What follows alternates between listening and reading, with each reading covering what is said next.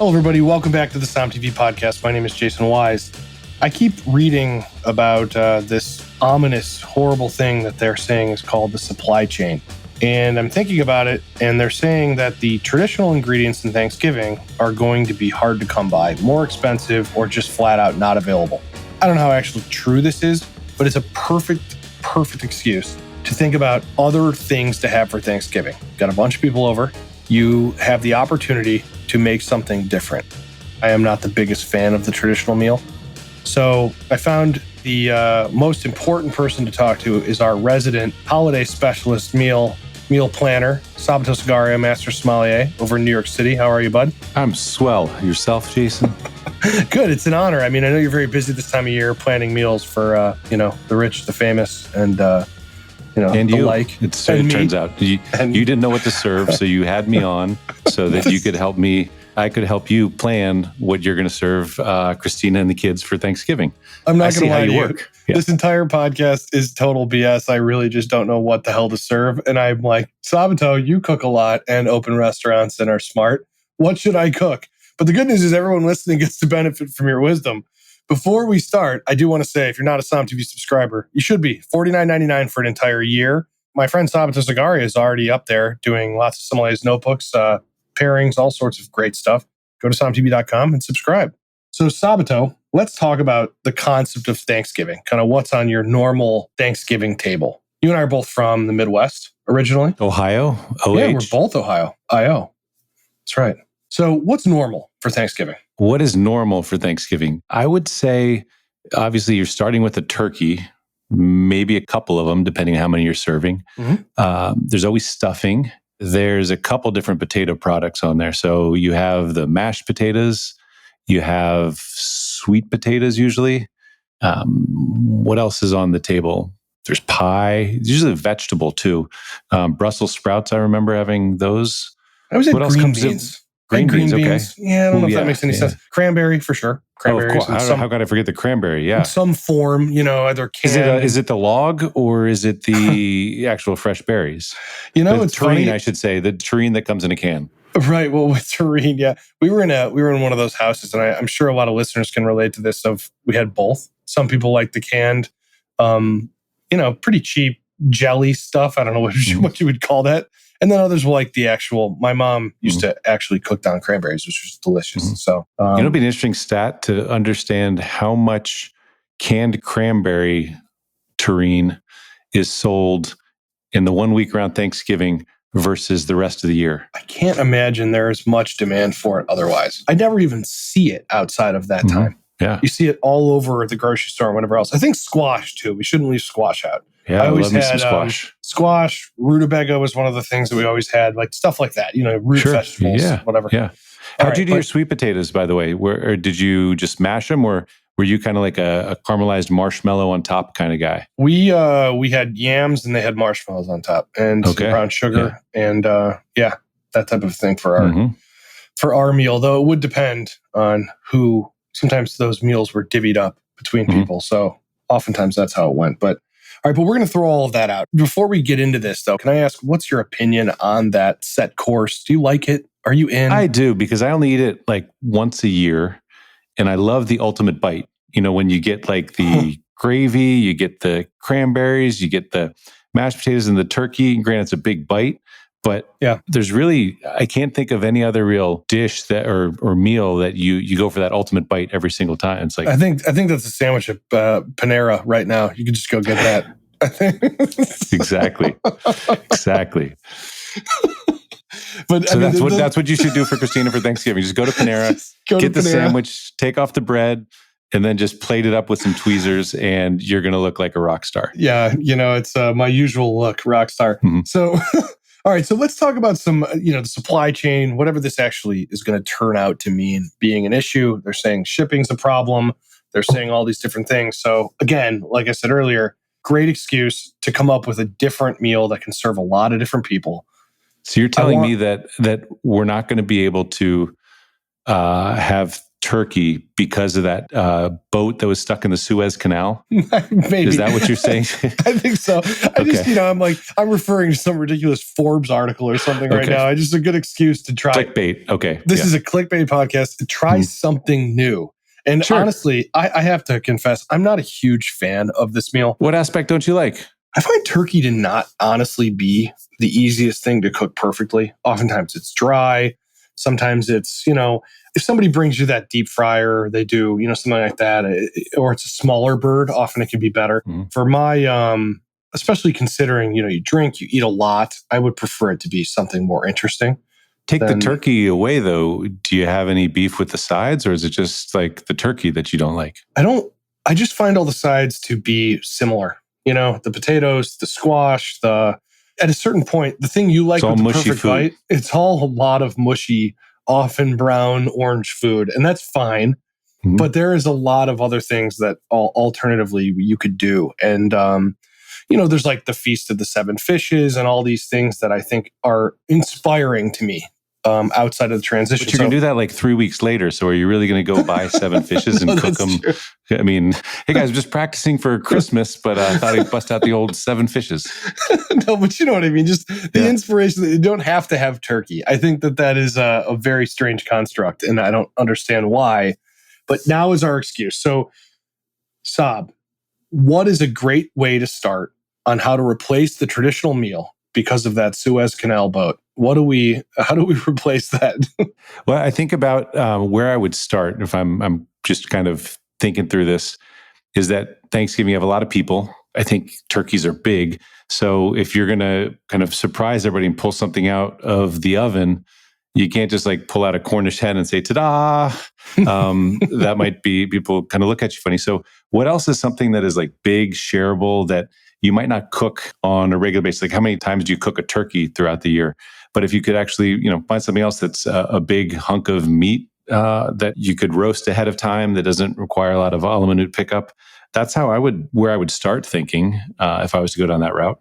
Okay, so what's your answer? You're going to replace the turkey with what? Let's see.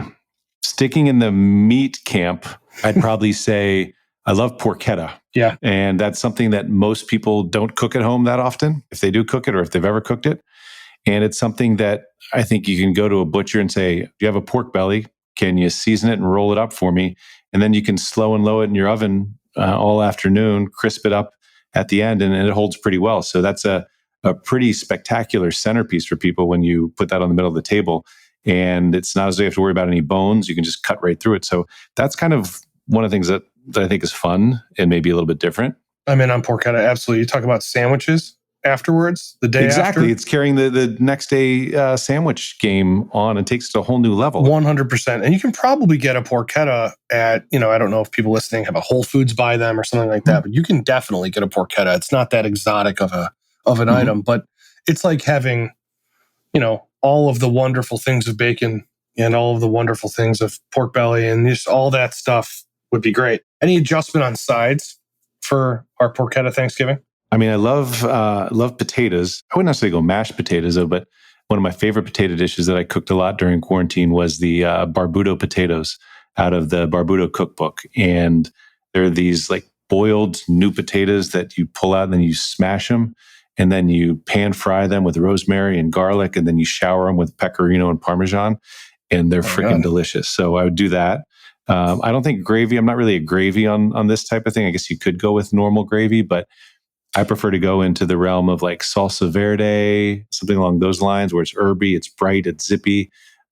Also, when I was at the Nell, Ryan Hardy used to do a lot of porchetta there. He's the chef owner of Charlie Bird and Pasquale Jones, and he made this delicious red pepper mostarda. So it was like tangy and had acid to it. It was sweetness. It was like a yin and yang kind of balance going on there. So I think it's fun whenever you do something like that and you can have two different sauces that, depending on what people are looking for, they can mix and match their own. Kind of like when you go to a barbecue restaurant and do you want the vinegar sauce? Do you want the tomato sauce? That's kind of how I would go with it.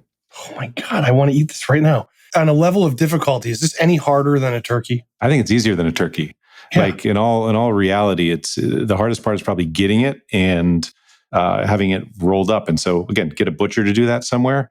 And then you just kind of put it in your oven and again, slow and low for a couple hours. It's going to depend on the the size of it. And I think the first time I cooked porchetta, I looked in what was it, the Food Lab Cookbook by Kenji, which I go to for anytime I'm about ready to take on a daunting dish that I've never cooked before. That's a pretty great authority for me. And I followed a recipe out of there, and it was delicious. And you go slow and low, and then at the end you crank it up, and you get that skin really crackling, and it has all different textures. It's not dried out like you were talking about the turkey you grew up on.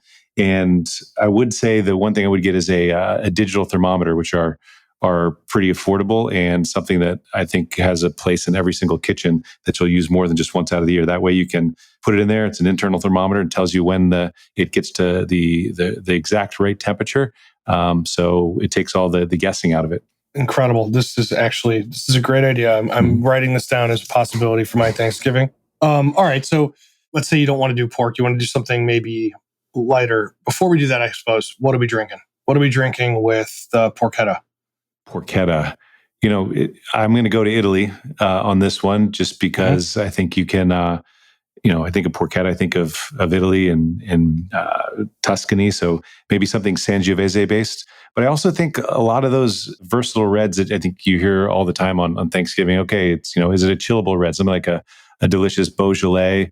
Head down to Sicily, something down there from Etna, Dorello Mascalese, something like that has a little brightness to it, that's fresh, but also has some nice minerality to it. I think that works really well without just crushing the food and the palate, especially when you're going to be at the table that long or drinking it throughout the day. Or sitting next to that aunt. We all have one.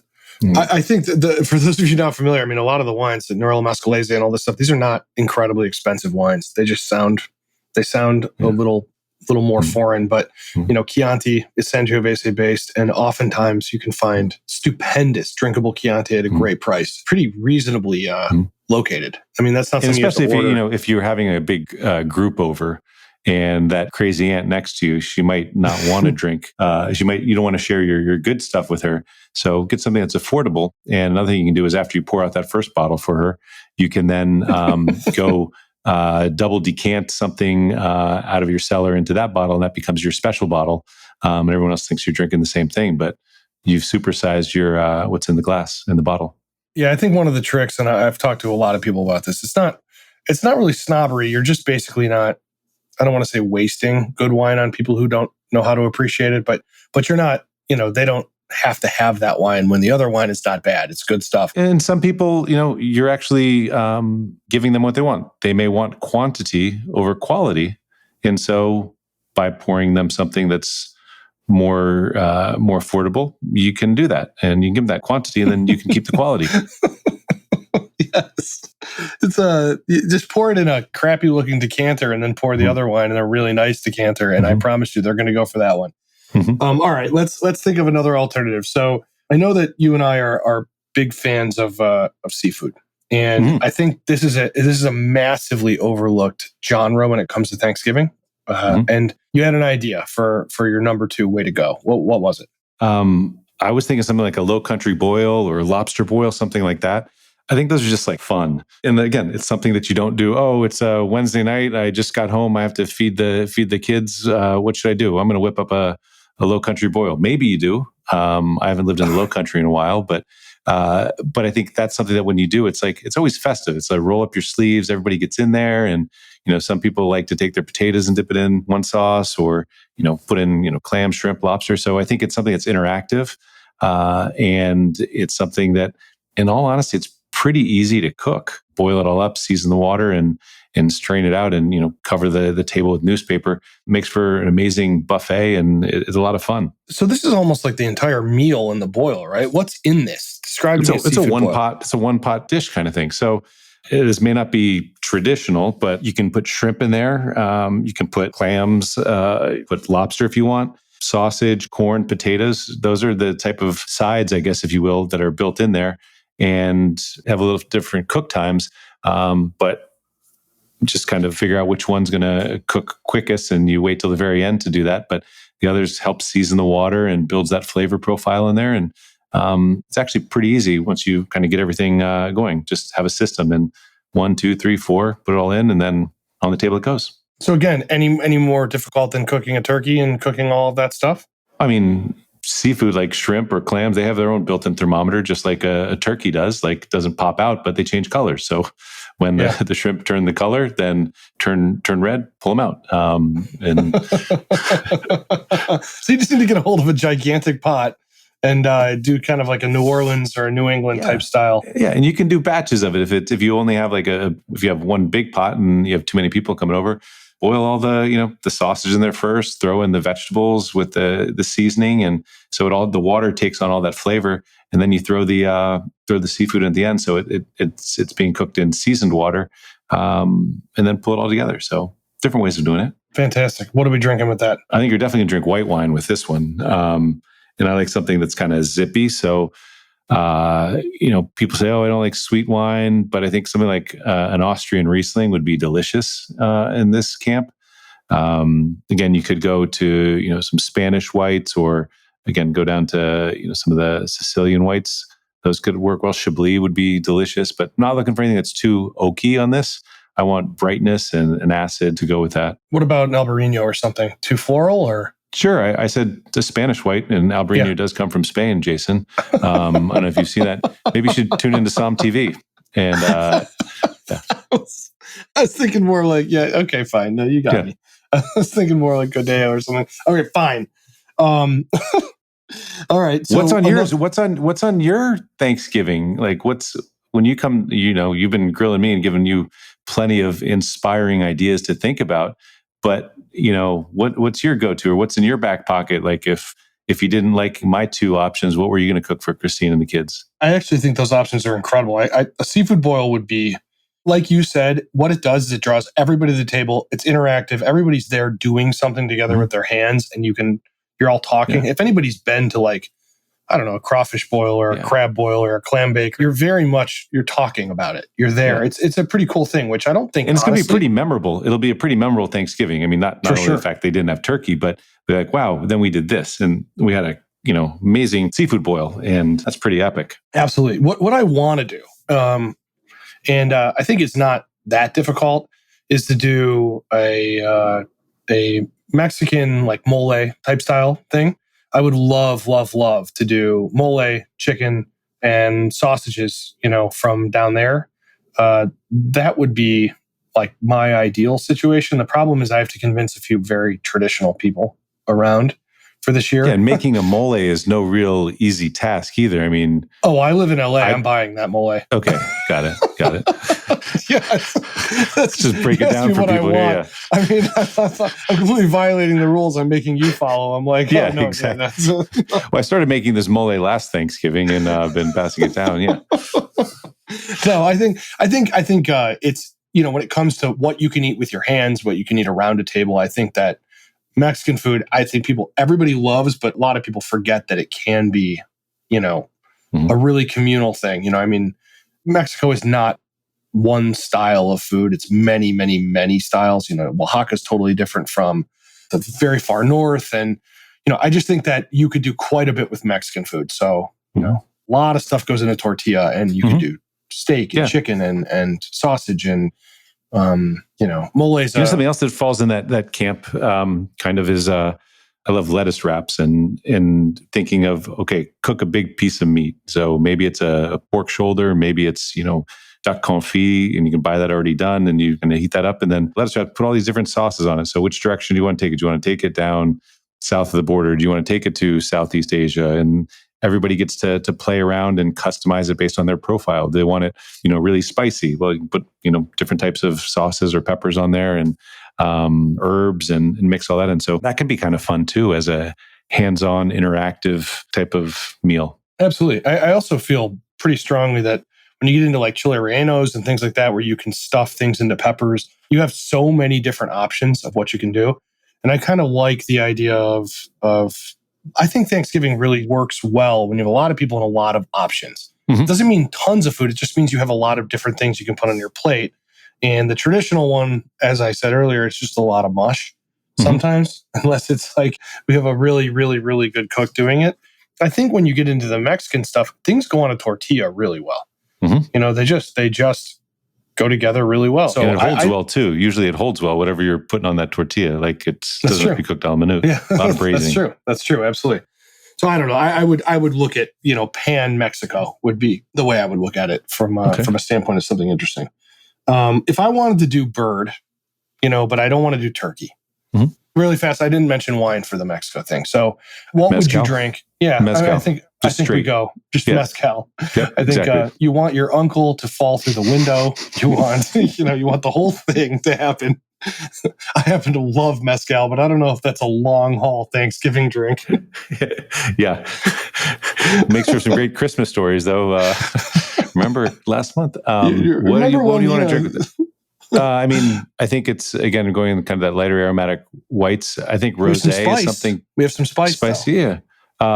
I think I like rosé as well as just like kind of something that kind of has versatility to it. And that's something also you can show up with a couple magnums of. And again, it's affordable and that's really exciting. People are like, oh my God, it's a big bottle. It must be delicious and expensive. And so I think that's a fun way of doing that. What else? Fragile, it must be Italian. Yes, fragile. Yeah. I think also too, you can't. Look, I hate to say this. I mean, it's not a very traditional situation, but if you're going to do Mexican, there's nothing wrong with making margaritas. No, and you can control the amount of alcohol in there. Mm-hmm. Right. The acid in a margarita is similar to wine. It'll play really well with spice. It's really good with all the salt on the table. So if you were going, hell, even if you weren't going to do a Mexican thing, you bring out a large amount of margaritas, I promise you, everybody's going to be happy. You want to make them festive? Throw some cranberries in there. Make it cranberry margaritas. Like garnish them with that. Like, there you go. Boom. Yeah, exactly. Yeah. Perfect. So I think that's the route I would go if I had my complete control over this. And as we know, oftentimes none of us listening to this have complete control over Thanksgiving. That's someone else. But yeah. All right. So now if you wanted to do a bird and you don't want to do turkey, you want to try something different, what would you recommend, Sab? You could do individual quail for everybody. That could be very complicated, and I would not recommend it. Where does one find quail? Yeah, exactly. 24 quail I'm going to cook for my family, and it's like doing a luau and pulling out a guinea pig instead of like a real pig.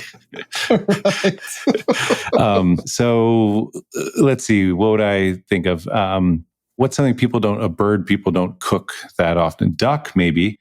That's something that is kind of special occasion-y where maybe you get it when you go to Peking duck, but otherwise it's not something that you'd find that often or that most people would cook at home. It is a little bit more challenging than any of the other dishes we cooked, but it's something that I think is fun. It's different. It's delicious. And some good fat on it, which is always delicious as well. For people who haven't cooked duck, is duck difficult to cook, in your opinion? It's definitely more difficult than chicken and turkey, just because you have, breasts and legs and thighs and stuff. So maybe but then again, you were talking about mole, and going to buy mole, I guess. So now we're just getting takeout. Yeah, exactly. Go to the Peking duck house and get that to go. When I have cooked duck, it's always been it's not just you put it in at one temperature and then you pull it out at the right time. Okay, so I'll take that back and we can edit that out. And we'll go with, in terms of a bird. You also could, it's chicken, but I think one thing that's fun to do kind of with chicken, if you're cooking for a lot of people, is spatchcock chicken, where you kind of cut out the backbone of it and you spread it all out. It cooks much more evenly and quicker. Sort of flayed open kind of thing? Yeah, exactly. And if you want to cook a bunch of those, then you can rub them down with different things. So you have, you want something that's, Southwestern, you want something that's more Mediterranean, lots of different ways to go on that, or Southeast Asian. So you could show up at the table and have like 3 different platters of chicken, all cooked the same time, same temperature, except they've all taken a different route of where they've gone, and then have different sides from different countries. It almost becomes like an international potluck of some sort. Yeah, that's a great idea. I mean, chicken could be fun, choosing like 3 countries and tell your guests, okay, you bring a side from this country, you bring a side from this country, and who knows what the hell is going to show up, but you've got birds that come from those places, and then everyone's got to contribute and step a little bit outside their comfort zone. Yeah, no, I love that. I think chicken is a great vessel. Look, I hate to be anti-turkey here, but turkey to me is it doesn't have the same ability as a chicken does to manipulate its flavor, and they're way too big. I just find the turkeys, like the grocery store turkeys, are just monstrously sized for no reason. And it makes cooking them really difficult and manipulating, how you want them to taste very, very difficult. Whereas chickens, we did one year when I was young, we did all Cornish game hens. Everybody got their own. And so it was tremendous. Some people had a choice of like doing one that was like sort of citrus rubbed. And then I think the other one we did was like barbecue. That's a cool type idea. thing. Yeah. It's almost like the make your own Sunday bar, but it's the make your own Cornish game hen bar. And everybody gets to kind of season up how they want and stick them in the oven and go from there. Yes. Jason, I mean, I'm guessing that you've probably, in your grown life, you've probably had turkey, you've probably had 35 Thanksgivings or 30 some Thanksgivings. And you've had turkey, and I can't believe I've had turkey every time. Every time. When you were 1 year old, you had turkey. Well, no, I just mean like it's always been turkey. Exactly. When we do it, it's been but very it's like once a year, and you have this much animosity against turkey. I find that hard to believe. I just find turkey to be boring. Okay. I hate to be a jerk here, but it's just not. It's not exciting. And considering the impending, issue with the fact that it will be the supply chain, Sabato, it's the perfect. Most of my turkeys come from the Suez Canal. And so that's Many do not know that Eritrea, south of the Suez Canal, is the world's leading turkey producer. That's where Butterball has their factory, right? It's true. It's absolutely true. I'm glad that we finally right there on the shores of the canal. Yeah, that's right. I have really, like I said earlier, enjoyed deep fried turkey. I think that novelty is great. I love it. Crispy, the skin's wonderful. But that's something that scares me, like frying a turkey. Oh, it's so dangerous. Yeah. Oh my God, it's so dangerous. Yeah. Just as an aside, this is because my mom's the only one who listens to this podcast. My cousin Ross almost burned down his whole house one year in Phoenix with one of those. It's like a drum filled with peanut oil. It's like has a flame underneath it, but it does produce a better tasting turkey. I would still take, a seafood boil over it because you can do the seafood boil in the same damn container. But, it's safer. Seafood boil, much safer than a deep fried turkey. Much safer. Yeah. It's nothing like a giant pot of flaming oil that you would pour over flame. Yeah, it's like what you'd pour over like medieval invaders at your castle. Yeah. But instead you're putting a turkey in it. But it is delicious. That's my one thing. It's worth the risk, Sab. All right. Well, I hope everybody has tried something a little different this year. I think we've had COVID for a year and a half or 7 years. I can't remember when this thing started, and now I think people are starting to really get back together, and I think it's a perfect excuse to try something different. I would love. I haven't. I had. That reminds me. I brought down the house one year, not like in a burning down the house kind of thing, like we were just talking about, but for dessert. So, great. My family's Italian, and so they always make pizzelles. During the holidays, little cookies, the Italian cookies that are flat that look like snowflakes, kind of. Anise, and they taste like anise flavored. Yeah. Oh, I love them. Yeah, I love them. So there's stacks and stacks of those, and I was looking at my aunt's freezer, and she had some ice cream for the pies, and it was one of those like Edie's vanilla, the big round tub. So I took out the turkey carver, the electric turkey carving knife, and I just started cutting off circles of the Edie's log, and then peeled off the wrapper, and then made ice cream sandwiches out of the pizzelles, and we had some like chocolate sauce laying around. So it was like those with like vanilla ice cream sandwiches with like chocolate sauce. People loved them. They're delicious. That is a fantastic idea, actually, with the turkey carver. Yeah. It's the only time that turkey carver gets used too. You look for the damn thing, it gets pulled out, and like you're like, oh, it works again. It's I use it on my bananas and my yogurt in the morning. I'm sure you do. I know. I've seen your banana. I think that that is actually a tremendous idea. You could do that with anything, chocolate chip cookies, anything. It doesn't have to be the Italian pizzelles, but really good stuff. Yeah. Got any other Thanksgiving ideas or stories you want to share? I just think a morrow is I can't think of a holiday that's better for a morrow than Thanksgiving, where you just you're done early, probably eating, and then pour yourself some Amaro if you want to make a cocktail with that too, or make a Manhattan with Amaro. I just think it's delicious. And I'll give you 30 seconds to riff on what Amaro is. Amaro, it is a bitter digestif from Italy that use lots of different herbs. I actually have a big old bag of herbs here to try and make some of my own Amaro, but it's not ready for Thanksgiving. But it's delicious. Is that fine? Love it. Yeah. Yeah, no, Okay. it's great. It's and you can find every little town has a different Amaro, every little, area. Well, anybody with Som TV, you can watch Sabato do a pairing for the traditional Thanksgiving meals on Som TV right now. He went through the traditional turkey, mashed potatoes, everything, and he pairs some stuff. Amaro is on this. So watch the Thanksgiving pairings and our holiday pairings right now on Som TV. And Sabato, it's great to have you on as head of Thanksgiving food ideas. I think I'm going to try to convince my family to do a seafood boil.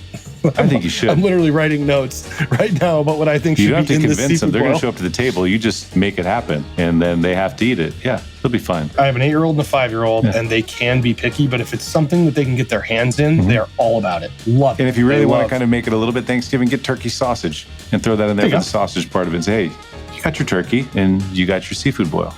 Love it. Love it. Yeah. Thank you, Sab. All right. Happy Thanksgiving, Jason. Thanks, buddy. Happy Thanksgiving. All right, everybody, go to SomTV.com and subscribe. And don't forget to look at Sabato's holiday pairings on Som TV, where he pairs the traditional meal with different wines and after dinner drinks. It's great. Everybody be safe and be nice to your relatives. They haven't seen you in a while, and they're scared to see you again. All right. Bye-bye.